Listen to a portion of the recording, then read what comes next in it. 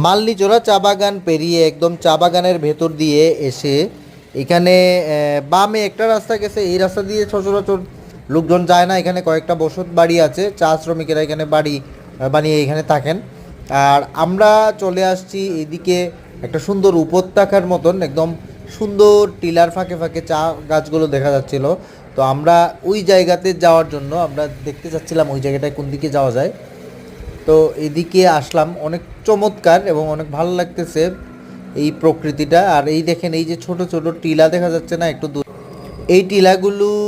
এই টিলাগুলোর মাঝখানে একটা উপত্যকা মতন সুন্দর একটা চায়ের গাছের বিশাল একটা বাগান। তো এই বাগানটা একটু অন্যরকম, অন্য যে আমাদের সিলেটের এত কাছে এত সুন্দর বাগানের ভেতরটায় যাওয়া যায় না এমনিতে।